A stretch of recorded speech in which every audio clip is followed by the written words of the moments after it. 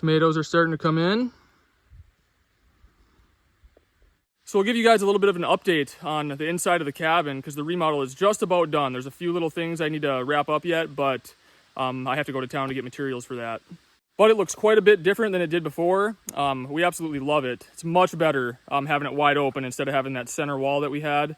And then I do have some pretty other life-changing news that we're really excited about that I'll show you guys in a little bit. But let's head on in.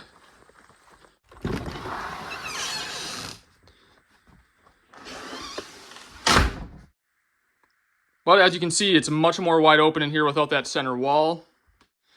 I finished the beams and these posts that are supporting the beam. I finished that up with plywood. I didn't quite have enough tongue and groove for that, and I did tongue and groove in the hallway back here.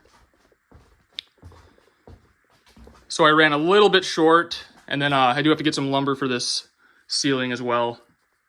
Right here we have a couple of cabinets that I built, just real simple with plywood. This is another pantry that has all of our food in there, and then Sierra painted it white inside just to brighten it up. And then this cabinet is where our winter jackets will go, and then shoes and boots and things like that, so all of that's out of the way and not just sitting out in the open. Then I need to get a little bit of plywood here to sheet that in and separate these. But it's nice having these because, you know, this was all just kind of wasted space before. Things just kind of collected here. So it's nice having a place to put things in this area. And then I do have to poly this yet, so that'll bring out the wood grains a little bit more on that plywood. So then I added these shelves. This is what Sierra wanted. We had cabinets here before. I ripped those down as you guys saw, and then built these shelves. And Sierra does most of the cooking, so whatever she wanted I was going to do for her in the kitchen. But yeah, I like it. It makes the kitchen look bigger, and it's nice that everything is kind of right there and you can see it, so you're not opening cabinets trying to find something. Everything's just kind of out in the open, and yeah, it's easy to find stuff. And I don't think it looks bad either. And then she also we did these curtains here and got rid of those cabinet doors. I'll use those in my workshop, but this is what she wanted, and I'm totally cool with that. I think it looks nice, kind of cute. And then with this little cabinet here, so we've always just had our stoves hooked to just a regular 20-pound propane tank, like what you use for a grill. We do have a couple of 100-pound tanks, but they're kind of a pain. You know, have to bring them into town and fill them, and yeah, they're just not very convenient. And a 20-pound tank actually runs a stove like this for quite a while. I probably change it once a month, so it's not too bad. And they're just so much lighter and easier to tote around and go get them filled. You know, we have like 4 or 5 of them, so that's kind of how I like to do it. And then it's I have it built in here, so it's easy. You know, that's all that this is just so I can access the propane tank and swap them out. And then we did swap out stoves, as some of you noticed in the last video. That other one is nice because the oven, the burners, everything just runs on propane, and you light it with a match, so it takes no electric whatsoever. Where this one, the top, it all runs off. I mean, these are all propane burners, but the oven does take quite a bit of power, so that's why we switched them in the first place. But that little white one, there's just not enough cooking space on top. It's small, so and we primarily use this big cast iron pan. It's just a nice size. It works awesome for pretty much everything we cook. So with this on that cooking surface, there was like no room for anything else. So we went back to this one. It was nice that the other one was a propane oven, but I don't know. It's not the end of the world. It just kind of is what it is. But we'd rather have more space to cook up on top like this, so that's why we switched them. And then you can see I still have some clutter over here. I still have my tools because I'm still doing stuff in here, you know, ladder. Pretty much everything over here. Well, this little chopping block we're going to get rid of that. I'll put that in my workshop too and just use it as a work table. And then a lot of you in the comments suggested doing something different with this island here and making it bigger so it can be double as a dining room table as well as food prep. So that's what we're going to do here is make this top bigger, and then we'll have like 4 chairs around it, so it'll double as kind of food prep and a dining room table as well. And then this, you can see this is our bookshelf, but I'm going to build a custom one in here, so that'll be coming up soon as well. So we're going to get rid of that one and then do a different one right here, so that way this space is used, because this one doesn't really fit here very well. And then you can see we hung up these saws. These saws, I have 3 of them hung up. They're actually a piece of family history. You know, they're not just any old saws. These are the original saws from that family homestead that I showed you guys. You know, where my great-grandpa immigrated from Sweden over to Minnesota here. But these are the original saws from that homestead, so I think it's pretty cool. I got them. Actually, one of our other relatives got a hold of my parents and asked them if I would be interested in having them, and I said, yeah, absolutely, I'd totally hang those up. So I have them hung up now, but it's cool because it's a piece of family history, you know, so I kind of like that stuff. So kind of cool that they're not just some random saws, you know, they belonged to my great-grandpa, and they were used around that original farm, so pretty neat. Yeah, like I said, this stuff's gonna get out of here. It's just moved out of the way for now, but there's this saw, that saw, and then I hung one up in the hallway here as well.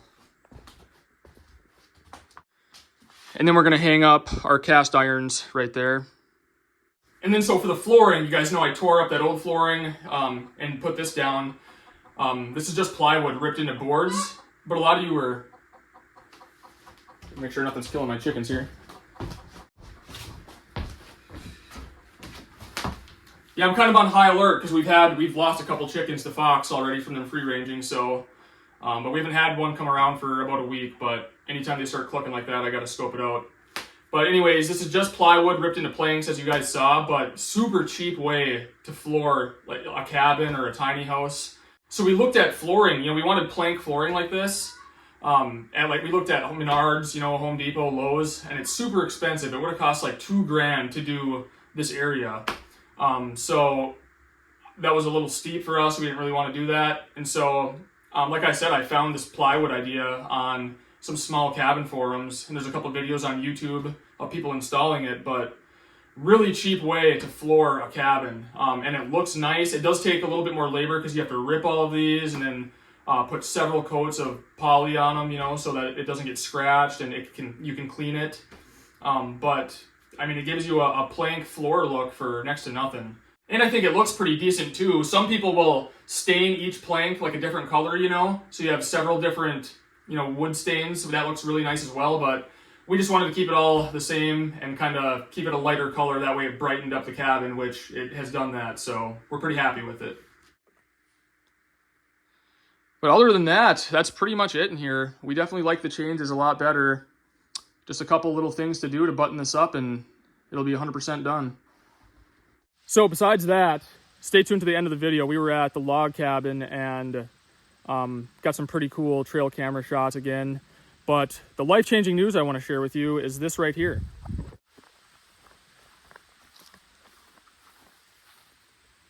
You guys see what that says? So the time has come, folks, and we are finally getting a well here at the homestead. We've been living here a few years, haven't had one. We've collected rainwater, melted snow for all of our water. And yeah, we're finally getting a well drilled. So we're absolutely stoked about that because that's pretty life-changing for us. So we'll talk wells a little bit here because it's a pretty important thing for those of you that want to do off-grid homesteading or get a place out in the country. You know, you can't just hook into city water and sewer and all that. You have to have your own system. So that pretty much means you're going to be either pounding a sandpoint well if you can or drilling one. So a sandpoint well doesn't really work for us where we're at here. We're kind of higher elevation. Most places in northern Minnesota, though, they do work, but where we're at, we weren't able to do it, so we have to get one drilled. But the nice thing about getting it drilled is it's going to be about 73 feet or so, between 70 and 75 feet, the guy said. But we're guaranteed 100% clean drinking water.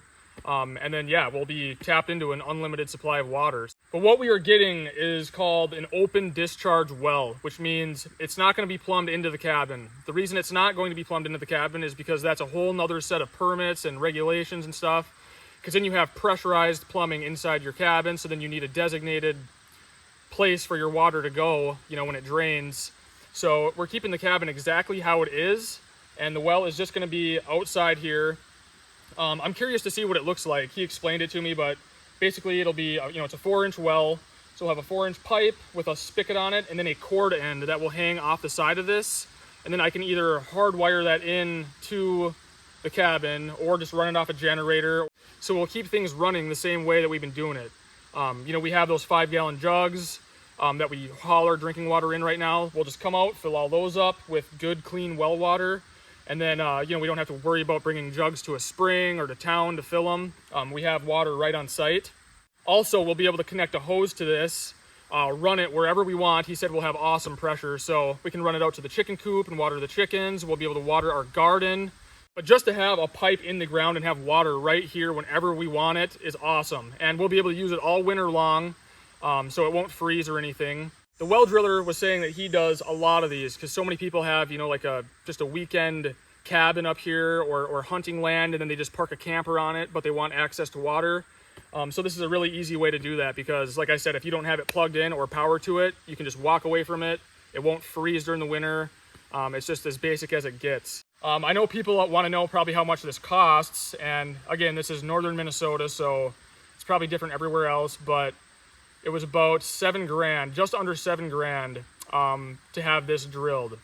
Pretty expensive, but it's a huge investment. You know, you're giving, you know, we're giving ourselves and our family, our future family, I mean, access to unlimited clean drinking water that, you know, we don't have to filter, nothing. We can just come out, drink right out of it, and we're set, you know, for life. So yeah, it's a little bit expensive, you know, dropping $7,000 on this, but it's so worth it because, I mean, you know, water is life. You got to have water, and have our own water source that's going to guarantee us clean drinking water and, you know, access to water whenever we want. I mean, that is the most important thing on the homestead. So it's a big deal for us. To me, it's worth it, absolutely. And yeah, we're pretty excited about it. So he's going to be out here in a week or two. And then, yeah, I'm sure he won't care if I get a couple shots of him drilling the well, because that'll be kind of fun to see. And then we'll see how this open discharge well works. Might be something that you guys are interested in on your homestead. So stay tuned for that. As always, thanks for watching, and I'll show you guys these pictures that we got at the log cabin. So Sierra and I made a quick little trip to the log cabin just to check on it, make sure everything was okay there. And as you can see, our buddy is back. I'm assuming that's that same bull that was around last summer and fall. We followed a big set of moose tracks all the way into the cabin, so I was hoping that this trail camera was working and that we got it on camera, and luckily we did. But yeah, it's a pretty big moose, pretty cool. There were some other cow moose on here, not as big, but this was the most impressive one, so figured I'd share this with you guys. But all is well at the log cabin. We will be back there this fall, spending some time around there hunting, so we're excited for that. But that's all I have for you. Appreciate you guys watching, and you guys take care, and I'll see you on the next video.